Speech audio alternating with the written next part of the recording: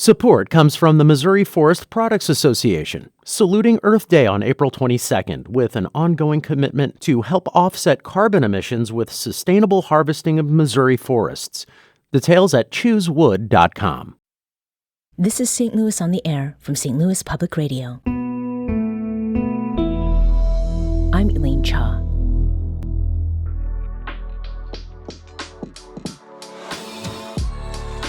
The two buildings at 3221 and 3223 Olive Street may not currently house people or even things, but a stone's throw away from what once was a predominantly black neighborhood raised in 1959 for urban renewal is important. They hold history, those buildings, and St. Louis University's request for a permit to demolish them has met with community outcry, which includes a protest tonight. Vivian Gibson is a member of the Mill Creek Valley Commemoration Committee and author of the memoir, The Last Children of Mill Creek. She joins us now to share what she sees as the value of those buildings on Olive and how Mill Creek Valley's historic footprint could be recognized. Vivian, welcome back to the show. Thank you, Elaine. Now, the buildings SLU wants to raise, they sit right across the street from the formal bounds of Mill Creek Valley. Why do you think these buildings shouldn't be demolished? Well, they sit across from what I think of as the urban renewal boundaries of Mill Creek, and they're two of the last remaining buildings of that community. But I think those two buildings are probably just the tip of the iceberg. This iceberg has been floating in St. Louis since the middle of the last century. And Mill Creek Valley was the major acquisition by St. Louis University of black community. But I think these boundaries, these buildings represent what's continuing to happen, to create a kind of a refuge for the students at St. Louis University. The university has just taken on all of that space and anything connected to it to create a kind of an institutional wall for the students and faculty of that community. And these buildings represent that continuing. Yeah. What alternatives to demolition would you like to see SLU take up that would honor Mill Creek Valley and its architecture in a meaningful way? Well, certainly they're the last pieces of that community. So the architecture is now a symbol.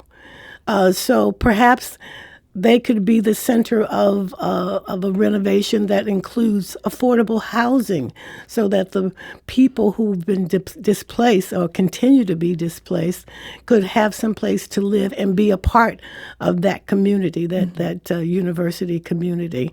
You could easily have those two buildings with extensions that are more modern. I live in a 120-year-old building, so it's possible to renovate those buildings and maintain that beautiful architecture. Mm-hmm.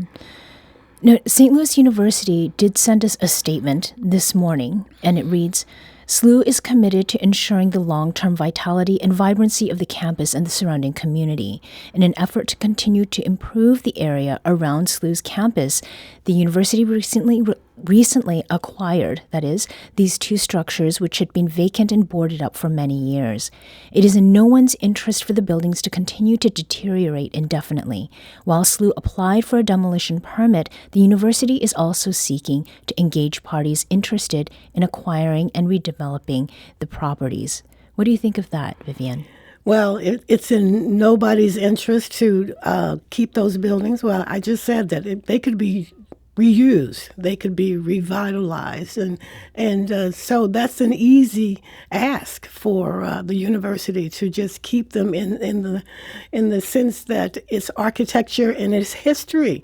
It's an educational institution. They should understand history. Mm-hmm. When did you come to learn about this request for a permit to demolish? Just recently, I think I just kind of routinely responded to a Facebook post on it a few days ago, frankly. So I'm not part of any organized protest, except I will be there. I think it's important for the community to see what's happening to our community and the role that St. Louis University plays in housing and of this city. It's a huge role that a university. We've become a university town because of the heart of the city and how the St. Louis University has expanded to the north, to the south, even to the west. Now, the Mill Creek Valley Commemoration Committee, which you are a part of, presented St. Louis University with the idea of a mural to memorialize the Mill Creek neighborhood. The university responded by suggesting a temporary mural at the dog park, a sculpture park at Grand and Lindell. So we're waiting to hear back from SLU about that mural proposal. But Vivian, how do previous interactions with SLU on the whole make you feel about prospects for the buildings at 3221 and 3223 Olive Street? I don't have much hope for those buildings. This commemoration committee for Mill Creek was presented with a grant to put together a mural, to have a mural designed. So I personally went around scouting sites that were ideal for this mural in the Mill Creek area in that boundary. And St. Louis University was ideal. Grand and Lindell is the beginning of that urban renewal footprint.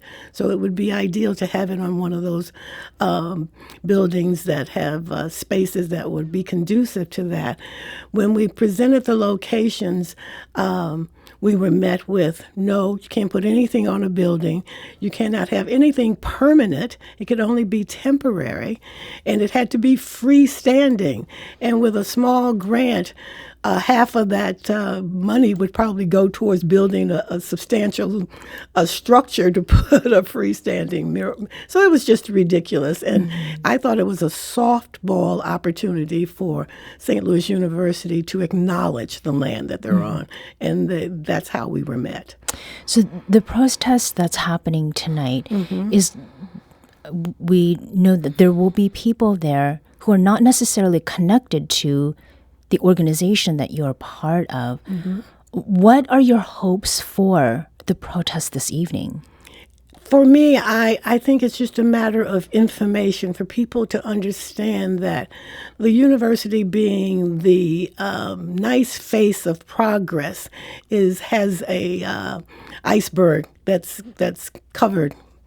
And people need to know and question what's going on with the land and the land around and adjacent to St. Louis University and how it's used. Just in the last minute, is there anything that you recall about looking out to that area that we're talking about on Olive that people might not see now but are really important to the history of that neighborhood? Well, those buildings are the last, and they're still going. There's one at Jefferson and Jefferson and Olive that's also going, the Sam Light pawn shop. My dentist was right next to that pawn shop. Along that street, there were churches and homes. And so I remember them as a neighborhood. And those buildings are going to be plucked out, and soon there will be just nothing. We'll be completely erased, as we are primarily erased as a community now. Vivian Gibson is author of the memoir, The Last Children of Mill Creek, and a member of the Mill Creek Valley Commemoration Committee. The protest we were talking about will be taking place today outside 3221 and 3223 Olive Street, starting at 6:30 tonight.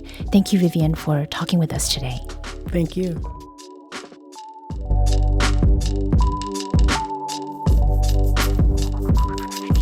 This episode was produced, recorded, and edited by Maya Norfleet. Our audio engineer is Aaron Dorr. This podcast was mixed and edited by Aaron. Our executive producer is Alex Hoyer. St. Louis on the Air is a production of St. Louis Public Radio. Understanding starts here. St. Louis on the Air proudly supports local artists by using music from Life Creative Group. Do you find yourself regularly listening to episodes of St. Louis on the Air? Suggest us to a friend you think might enjoy our conversations, and leave us a review and rating on Apple Podcasts on the App Store. It's the simplest way to help people discover our show. Thank you. St. Louis Public Radio is a member-supported service of the University of Missouri St. Louis.